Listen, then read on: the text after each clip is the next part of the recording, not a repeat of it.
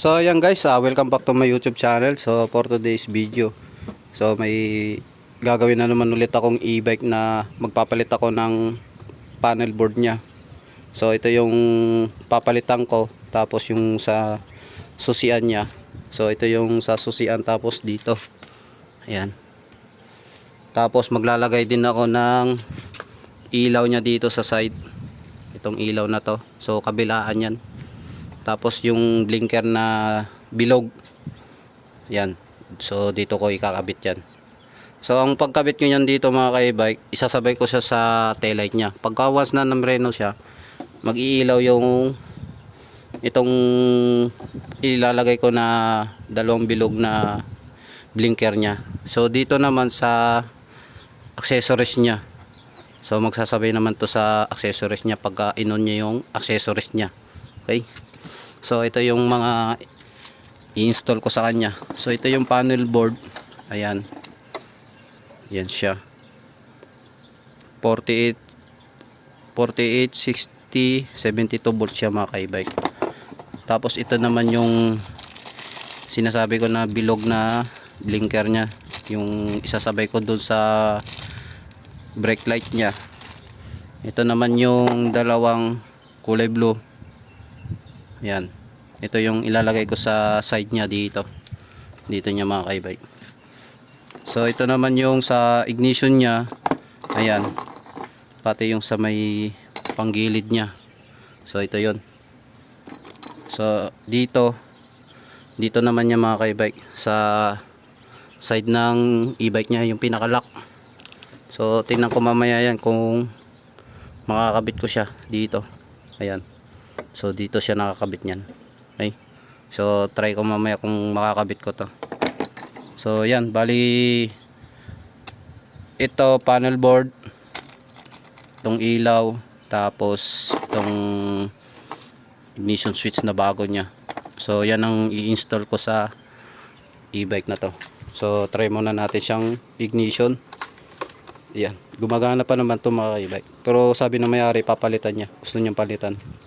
Yan siya. So mababa pala ito, no.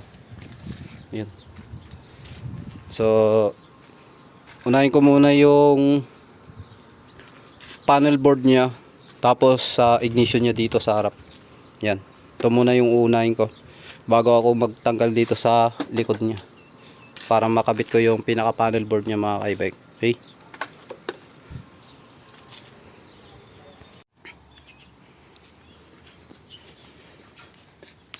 So ito na guys yung bagong panel na in-install ko sa kanya. Ayan. So ang ginawa ko lang dito, hindi umabot yung pinaka bracket niya dito, sa iba naman siya. So ginawa ko na lang, tinalian ko siya ng cable tire, pero matibay yan. Ayan, oh. Wala siyang kaalog-alog. So ito na yung bagong ignition niya, in-install ko na. Tapos yung panel board niya, ayan. So ito yung wiring ng panel board niya mga ka-e-bike. So itong violet na to, ito yung sa display niya. So bali may extra yan mga ka-e-bike, itong kulay green. Yan. Itong kulay green. Pag ito hindi gumana dito sa pinaka-display ng panel board niyo, yung lahat ng accessories niya, so pwede nyong tanggalin to, tapos itong kulay green, ito yung ipalit nyo. Yan, try nyo lang para kung sakaling gagana yung pinaka accessories nya dito sa panel board. So yan, kinabit ko na siya, tapos try natin siya. So try natin kung gagana yung lahat ng accessories nya di naka-panel nya. So susi natin siya. Ayan. Tapos placer natin. Yan, gumagana yung placer. Tapos yung sa kabila, gumagana din. So kung mapapansin nyo, nag-blurred siya mga ka-e-bike dahil sa video yan. Yan. Tapos yung sa ilaw naman, tingnan natin kung gagana yung high and low nya. Ayun. Tapos itong green na to, tapos ito yung gear nya. So ito yun, yung sinasabi ko mga ka-e-bike. Pag hindi gumana tong pinaka kilometer niya, tapos yung sa gear niya, itong 1 2 3 niya. So itong panel board nyo may extra yung wire, so try nyong ipagpalit dito sa kulay violet pag hindi gumana itong pinaka kilometer niya, tapos yung sa 1 2 3 niya, so palit nyo yung kulay green. Yan, so try natin siya 1 2 3. Ayan, naka 1 siya, 2 3. Ayan, so gumagana siya mga ka-e-bike. Tapos yung sa accelerator naman, tingnan natin kung gagana to. Ayan, so medyo nakalapat yung gulong niya. Yan ang mga pre, i-accelerator mo lang ng konti. Ayan, ayan siya, gumagana siya mga ka-e-bike. Okay, okay na yan. So ganun siya mga ka-e-bike. Pag once na hindi gumana to, itong pinaka display niya sa kilometer niya, tapos sa gear niya, doon sa sinabi ko, palit nyo lang to, itong kulay green. Kung may extrang wire na galing sa pinaka panel board nyo yung kulay green na to or dilaw, so ipalit nyo na lang dito sa isa. So pagpalitin nyo para dito sa pinaka display nya. Okay, so ito tapos na siya. Yan, tapos na yung panel board nya. Tapos yung ikakabit ko naman yung sa dito sa susian nya. Yan, ito na lang. Ito yung lock niya sa upuan, tapos yung sa ilaw niya. Okay, so ito na siya mga ka-e-bike, na ikabit ko na yung pinaka playrest niya dito sa harap. Yan, ito na siya. Tapos ito yung bagong panel niya, saka yung ignition. So dito naman mga ka-e-bike sa parting likuran niya, ayan, tinanggal ko yan dahil nag-install ako sa ilaw niya dito sa accessories niya. So dito ko siya kinabit. Ayan, so itong ilaw na to, itong blinker na to na dalawa, so pagka once na namereno siya dito sa pinaka taillight niya, sasabay to, saka siya mag-iilaw pagka once na piniga niya yung brake niya doon sa harap.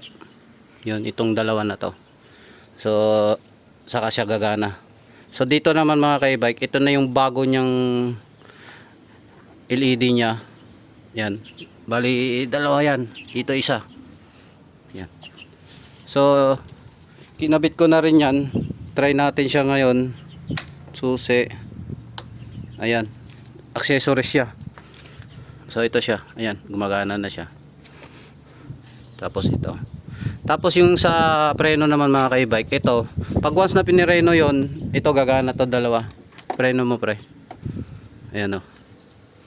So nagbiblink siya kasama ng brake light nya. Okay, so yan. So dito ko lang siya in-install sa pinaka ano nya. Ito yung negative, ito yung positive, tapos ito naman yung kulay brown, ito yung accessories nya pag inon. So itong wire na to papunta yon doon sa taillight nya mga ka-e-bike. So doon ko lang kinabit yan. Ito yung negative, positive, yung kulay green. Yan, ito yung wire ng blinker nya, itong dalawa, itong red saka black. Yan, tapos yung sa LED nya naman dito sa side nya, ito, yan, pati doon.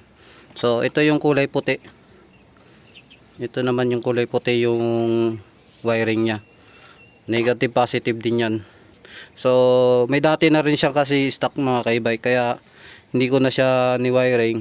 So kung ano yung wiring nung dating stock nya, so doon ko lang din itinap, tapos inayos ko lang yung pagkalagay. So nilagyan ko siya ng rubber tube. So ito siya, ayan.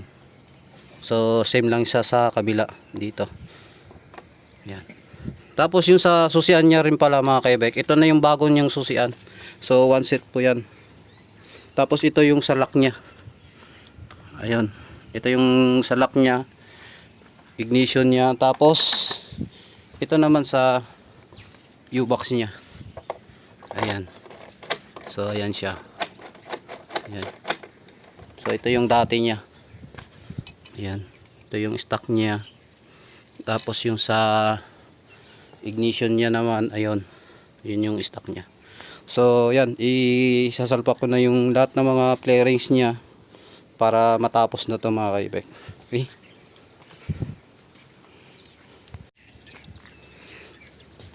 So tapos na siya mga kaibek. So try natin siyang, ito yung bagong susi niya. Ayan. Try natin. So yan. Open natin. Yan. Close natin siya. Tapos buksan natin. Ayan. Okay.